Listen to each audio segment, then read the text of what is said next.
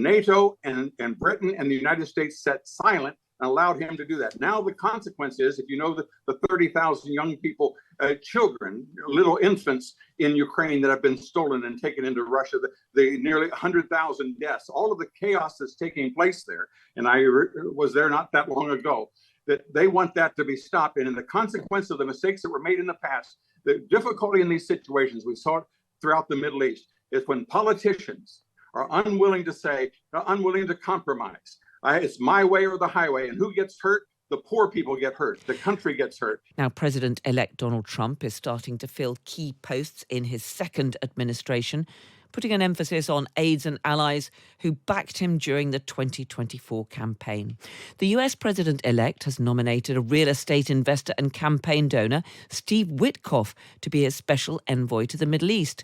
Mick Huckabee is going to be ambassador to Israel. Mike Waltz will be his national security advisor, and he's expected to name Senator Marco Rubio of Florida as Secretary of State for his administration in the coming days. Trump is meeting Joe Biden at the White House tomorrow to discuss a transition schedule as the Senate elects a new majority leader. Bob McEwen is a former Republican congressman for Ohio. He told me what these appointments tell us about what we can expect from Trump's administration. One of the things that new presidents have to do is get their legs, to get a sense as to who's in charge and what they're doing. And that usually takes a couple of years. There have only been 19 men have been elected twice, president of the United States. And none of them, let me repeat, none of them has had as successful a second term as they've had a first. And lo and behold, this time, when Donald Trump has been out for 4 years, he comes in as a president, able to take office, knowing exactly what he wants to do and how to do it, and the people to do it with. And so there is real near euphoria of the folks that supported him, which, as you know, was overwhelming, the largest electoral victory since Ronald Reagan was in the White House. And as the American people have chosen for change, they see him appointing people that are committed to him, which has been long overdue in any presidential administration. And we know that during the first Trump presidency, there was a huge amount of turmoil and churn. This time, he clearly does seem to be bringing in people who he feels really are going to be loyal to him and really share his outlook. But do you think that there are dangers in that? Don't you need people around the president who are going to challenge his policies and his ideas and point out the pitfalls? Well, there's going to be plenty of challenge. What he had were people that he was not a politician. And he was under the delusion that if he appointed people that said that they were Republicans, that they would be supportive of his effort. What he found out is, let me just give you one example. We know the chaos. The world has about 1 million people that immigrate every year. In America, we've had 3 to 4 million coming across the border every year. And so when he said he was going to build the wall, that's what he intended to do. It wasn't until the third year of his presidency that he discovered that his Homeland Security secretary had deliberately been sabotaging him and had not let a single contractor. Of course, he had to fire him and then her and then do it himself the last 18 months. So that sort of thing, he had people that were saboteurs. He, rest assured, in our system of government and with the very narrow breakdown in the Congress, he'll get plenty of kibitzing as to what he could and should do.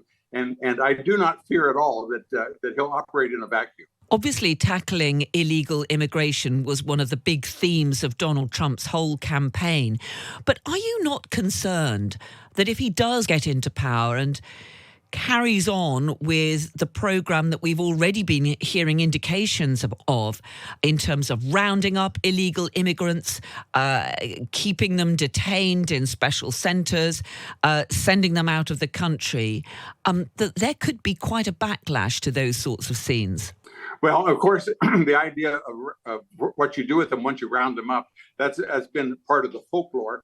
There's no nation on earth that will allow millions of people to come in, and then you give them, when they arrive, you have these international organizations that give them all new clothing, give them artificial names, that throw away all their passports and all their identification, give them unlimited access to free telephone service and food and housing. And as a result, it just induced people from around the world to empty their prisons and elsewhere. So we have people, 18,000 that have been, we've discovered have murder charges against them. So no nation has operated under that. Only Joe Biden would do such a thing. And the idea that a murderer should be expelled who is here illegally, there isn't a nation on earth that would put up with that except America in the last 4 years. And so now we're going to get back to the mainstream. Let me ask you about Marco Rubio, who looks set to be the next Secretary of State. What do you think that tells us about Donald Trump's priorities when it comes to international policy? Well, I have to tell you, at my age, I was a friend of Ronald Reagan's. I was a delegate in the 70s in the Congress when he was sworn in 1980. And I remember how that there was this suggestion that he was going to blow up the world. I remember we watched on the intelligence service 500,000 demonstrate against Ronald Reagan in Paris, 250,000 in Berlin because of all the horrible things that he was going to do. And when I see now these same sort of claims, you can see that he actually has around him very, very competent people. You have Marco Rubio, whose parents escaped from communism, who understood the same things that Ronald Reagan did. And that is, when you do things right, a nation can prosper. Marco Rubio is someone who loves freedom. His family came here to enjoy it. And I think he's going to be a great, great example and champion for the rest of the world. One of the big concerns of the British government is about the future of US support for Ukraine. Britain is a strong supporter of Ukraine in its fight against the Russian forces.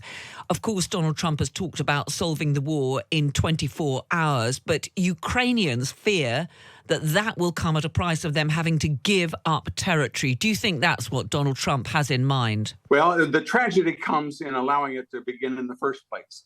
And when Putin put 30,000 troops on the border of Ukraine, the West did nothing, particularly the leadership of the United States that was completely silent. When he did 60,000, nothing, 90,000, nothing. When he put 120,000 on the border, everyone knew he was going to invade Ukraine. The president of the United States, Joe Biden, said, well, we'll have to see the extent of the incursion. And of course, then that, in other words, is a green flag. Go ahead and do what you want to do. And then immediately he offered to Zelensky that he would give him an escape. And Zelensky said, I don't need an airplane, I need tanks. And so then when it looked as though it could be resolved, Joe Biden asked Boris Johnson to go meet, as we all know, and said, do not compromise. We're going to stand behind you. We're going to make this fight go on. And the fight has now gone on for over 2 years. I believe that the Ukrainian people, of whom I declare a close relationship, that the Ukrainian people want freedom. They want independence. They have been misused greatly in this pawn playing. And I'm excited to hear that Putin and Zelensky both said that they look forward to meeting with Mr.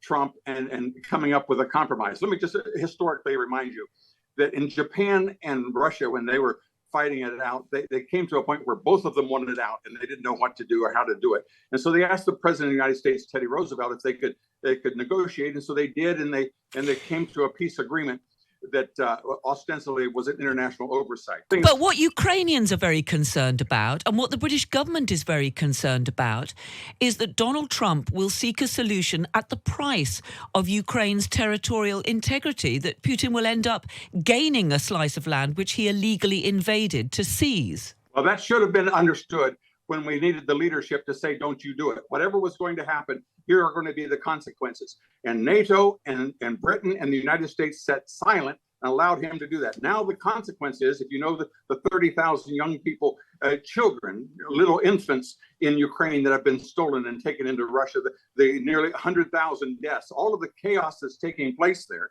and I was there not that long ago, that they want that to be stopped. And in the consequence of the mistakes that were made in the past, the difficulty in these situations, we saw it throughout the Middle East, is when politicians are unwilling to compromise. It's my way or the highway. And who gets hurt? The poor people get hurt. The country gets hurt. In Ukraine, if we continue this on, Ukraine will continue to be destroyed. And I don't want to see it happen. And they shouldn't have gotten the Donbass, and we hope that they wouldn't. But if that is necessary for peace, I think that both sides would agree with it. And those of us in the West, in the comfort of our homes, can say, well, we should continue to use their fodder to fight on. I don't think that that's the best interest of America, and it's of NATO, and it's the mistake that we make when we elect leaders that don't know how to lead in a time of crisis. And that's exactly what happened in 2022. Let me ask you about relations with the UK. The British Prime Minister, Sir Keir Starmer, has had a meeting, had a dinner with Donald Trump, along with David Lammy, the Foreign Secretary, who in the past has been pretty rude about Donald Trump. During the campaign, of course, there was an official complaint about the number of Labour activists going over to campaign for Kamala Harris.